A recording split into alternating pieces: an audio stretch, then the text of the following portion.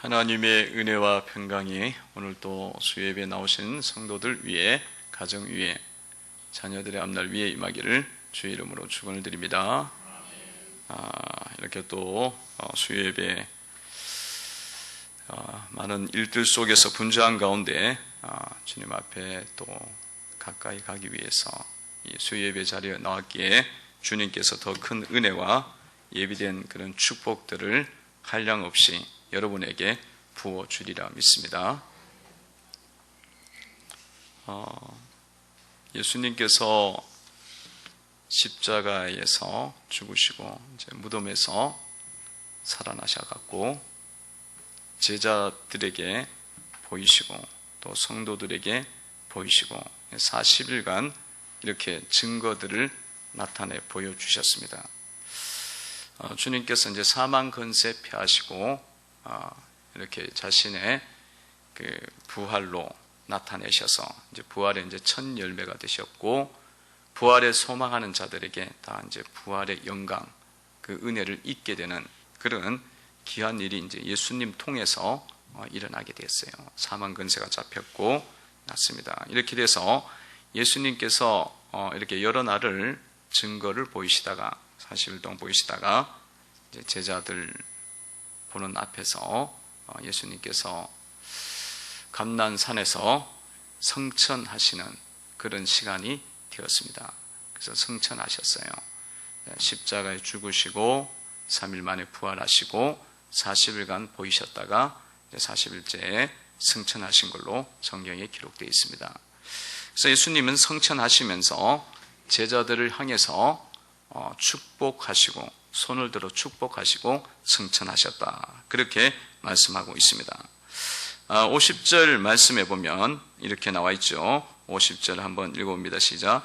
예수께서 그들을 데리고 베다니 앞까지 나가사 손을 들어 그들에게 축복하시더니, 축복하셨습니다. 축복하시고 축복하실 때 그들을 떠나서 하늘로 올라가셨다 그랬습니다.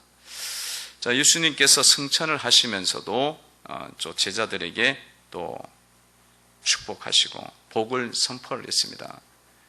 이 축복하다는 것은 이제 이 율로겔로라고 해서 헬라어로 율로겔로인데 좋은 말을 하다, 이런 뜻을 갖고 있습니다. 그러니까 좋은 말, 선한 말, 복된 말, 이것을 이제 선포하셨다는 뜻이에요. 그게 좋은 말을 하시고 올라가셨다는 것입니다. 자, 이렇게 예수님께서 승천을 하시면서 축복의 말을 하신 것은 어떤 의미를 갖고 있을까요? 이 손을 들어 주님이 축복하시고 올라가셨다 그랬습니다. 이게 도대체 어떤 뜻으로, 어떤 의미를 우리가 찾아야 될까요?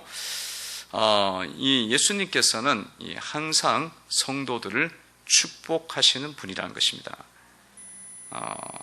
예수님은 항상 축복하시는 거예요. 승천하실 때도 축복하시고 부활하셨어도 축복하시고, 그리고 또 이 땅에 계실 때에도 사람들을 치유하시고 축복을 해 주셨습니다. 그러니까 지금도 여러분들을 향해서 주님이 복을 선포하고 계시고 항상 좋은 말을 하셔요. 좋은 말을, 율로겔로라고 해서 좋은 말, 복된 말을 하시는 분은 예수님이에요. 그리고 축복을 주고 싶어 하시는 분이 예수님이시다는 거예요. 율로겔로, 축복하시더라, 좋은 말 하시더라. 주님께서 우리를 향한 생각은 재앙이 아니요 평안이라고 말씀하셨잖아요. 그리고 우리를 향한 생각은 항상 좋은 거예요. 선한 것이고 복된 것이고, 그리고 또 말도 좋은 말이에요.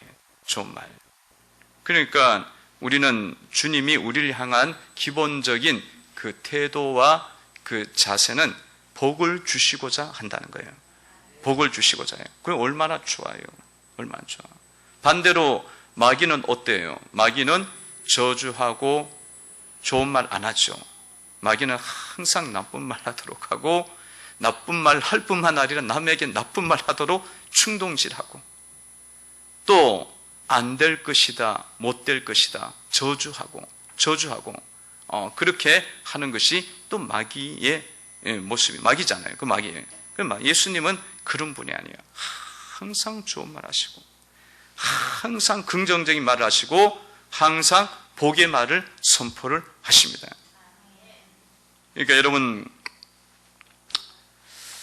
주님은 오늘 예배의 자리에 여러분들 나왔을 때에도 주님께서 오늘 또 축복의 말을 선포를 하고 계세요. 이 말씀을 통해서 축복의 말을 선포하고 있고, 또 축복의 보따리를 들고 주님께서 오른편에는 장수를, 왼편에는 부귀를 들고 여러분들에게 복을 주기를 원하시는 거죠. 예배 자리에 나왔을 때 항상 복을 주기를 원하셔요. 그래서 주님은 여러분에게 복을 주기를 원하시고, 나는 너희들을 주님이 말씀하시기를 두려워하지 말라. 내가 너와 함께 할 것이다. 내가 너희의 선한 목자가 되어져서 푸른 초장과 실만한 물가로 인도할 것이다. 이게 주님의 말씀이에요. 다른 반대의 말은 두려워해라. 너 인생이 어려울 때는 너는 감당 못할 거다. 네 앞으로 잘 되지 않을 것이다. 이렇게 하는 말은 주님의 말씀이 아닙니다. 주님은 항상 우리를 향해서 복을 선포하고 계십니다. 이번에도 한 정치인이 그렇게 갑자기 또 비극적인 그런 선택을 해서 극단적인 선택을 해서 인생이 끝나는 그런 일이 있지 않았습니까? 들어가 보니까 우울증이라고 이야기하죠. 우울증. 그 정치를 해갖고 그렇게 높은 데 올라갔고 막 이렇게 저렇게 해도 여러분, 인생이 그런 거예요. 인생이 그런 거예요. 한없이 사실은 사람은 약한 존재예요. 약한 존재. 근데 그 상황에서 정말 너는 잘 될 거야. 그리고 너는 두려워하지 않아도 돼. 그냥 이렇게 사는 것만 해도 행복이야. 그렇게 이야기하는 그 음성을 듣고 따라가면은 그렇게 우울증 걸려갖고 극단적인 선택을 하지 않을 거예요. 그 사람 되게 똑똑한 사람이. 서울대를 나왔더라고요. 서울대 출신에다가 어디 하여튼 대단한 사람이에요. 그런데도 불구하고 그 똑똑하고 그 지식이 있어도 들려오는 게 다 저주야. 불안하고 우울감을 자꾸 주고, 그러니까 그 앞에서 딱 무너져 갖고 결국은 비극적인 선택을 하는 겁니다. 그러니까 여러분, 사람이라는 것은요, 그렇게 그 정도밖에 안 돼요. 그 정도밖에 안 되고, 우리가 항상 이런 상황이 올 때에 항상 기억해야 될 건 뭐냐면, 불안하고 우울하고 소망이 없고 이럴 때마다 여러분들, 이거는 주님이 우리를 향한 생각이 아니다라는 거예요. 주님이 우리를 향해서 하는 말이 아니다라는 거예요. 그걸 알고 여러분들이 그 마귀의 말이구나, 어둠의 영의 말이구나 알고 그것을 잘 이해하고 딱 이기는 그런 선택을 하셔야 돼요. 초등학교 나와도 주님이 하시는 말씀은 좋은 말이야. 주님이 하시는 말은 최소한 죽어도 천국이야. 최고로 안 돼도 다 잃어도 천국이야. 저기 가면 그렇게 되는 거잖아요. 그것만 알면 초등학교 나와도 그렇게 인생은 안 마치죠. 그분이 보니까 기독교라 쓰여 있더라고. 그리고 우리 교단이야, 예장, 합동 이렇게 쓰여 있어요. 그게 아무 의미가 없다니까.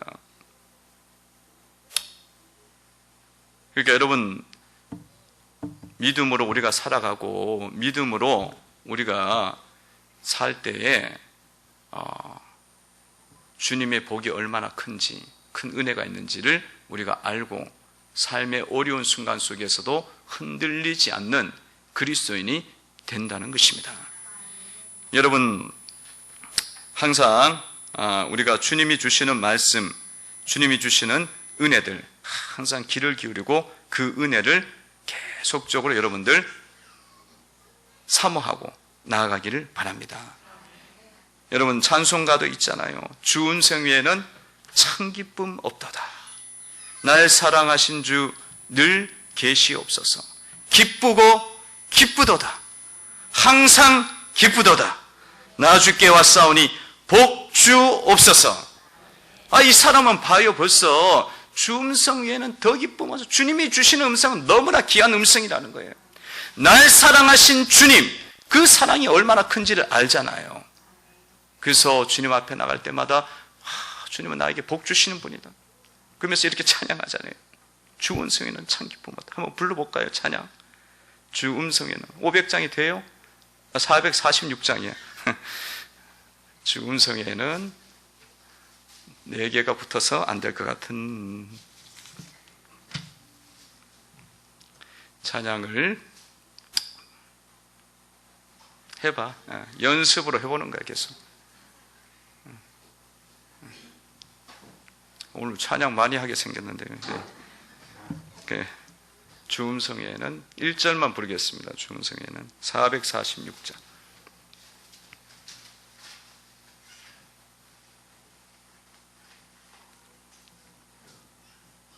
한번 찬양.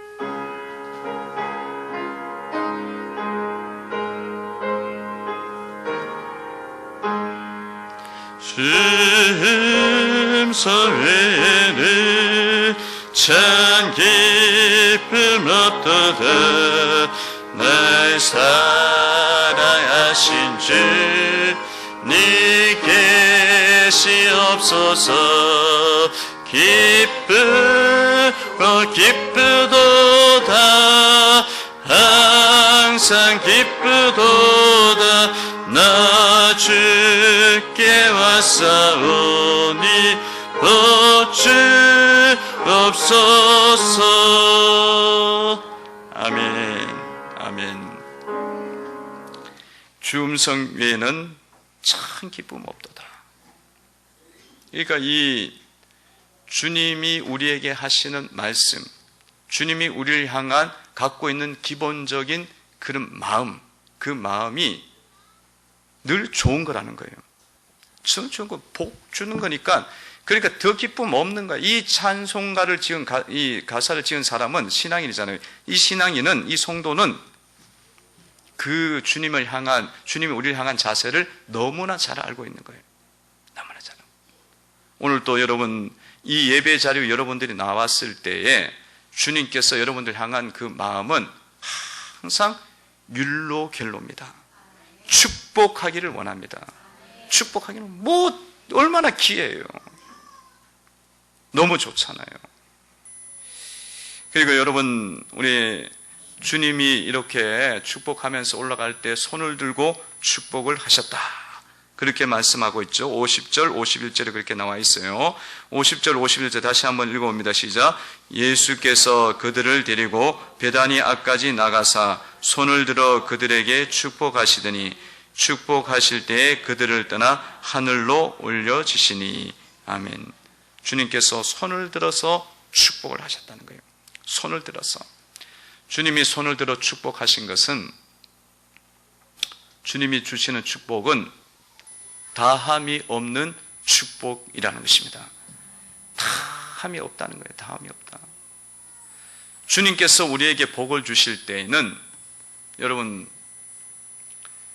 제한이 없어요. 제한이 없어요.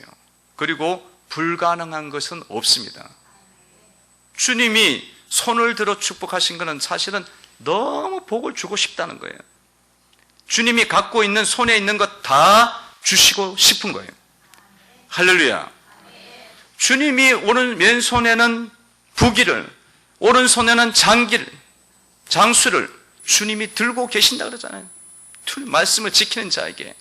그 주님이 얼마나 주고 싶으면 그렇게 들고 서 계시겠어요. 들고 서 계시겠어요.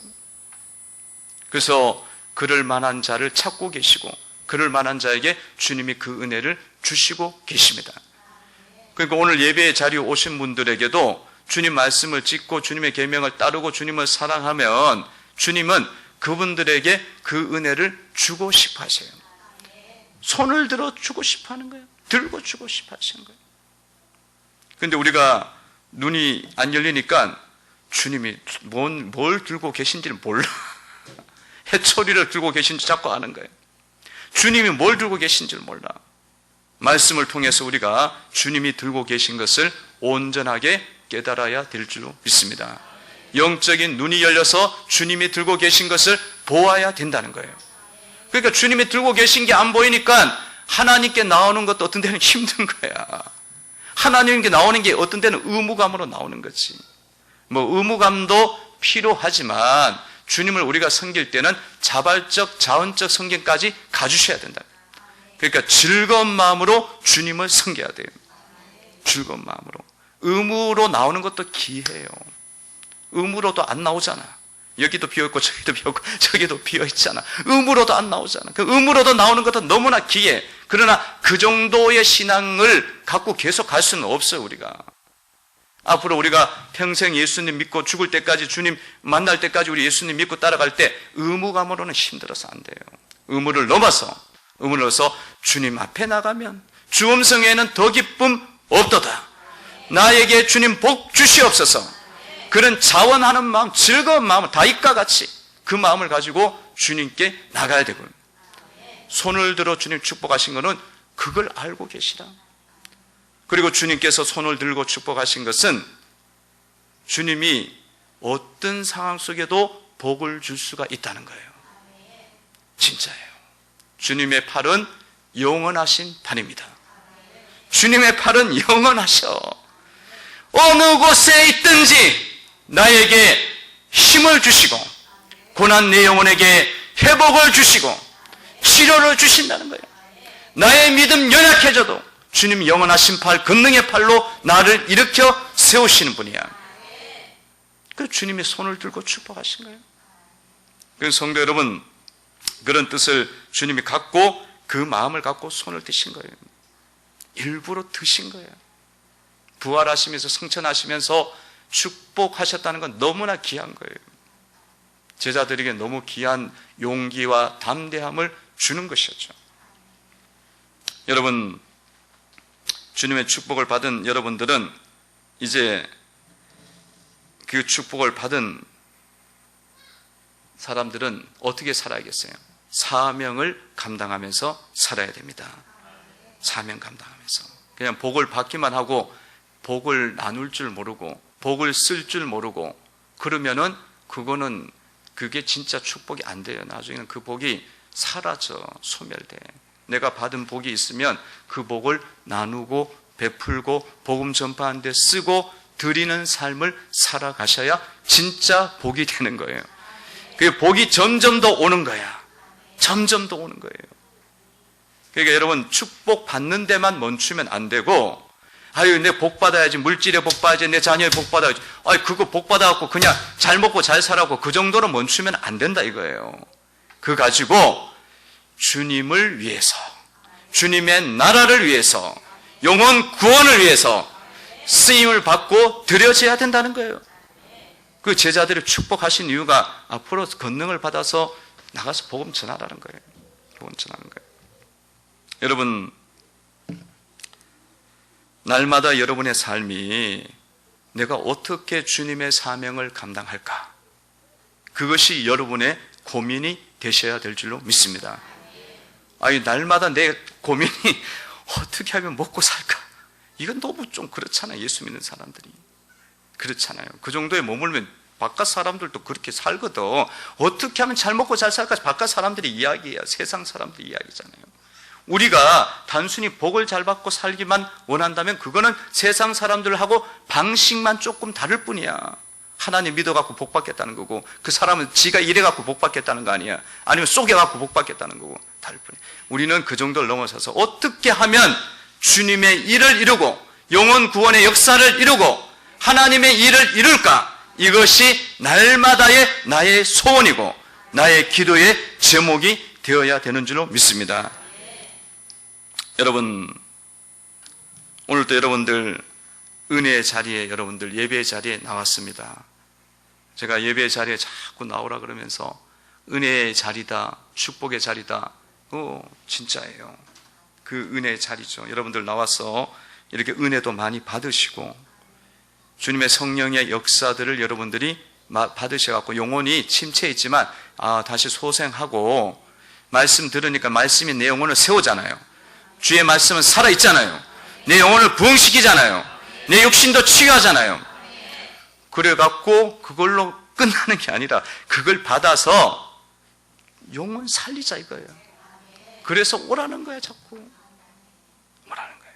그래서 오늘도 여러분들 와서 다른 영혼들을 위해서 우리가 은혜 받아 힘을 얻는, 내가 살아야 다른 사람 살리니까 받고 다른 사람 살리는 기도를 해야 되는 줄로 믿습니다. 어떻게 하면 내가 주님의 일을 이룰까? 그것이 날마다의 여러분의 소원이 되시기를 바랍니다.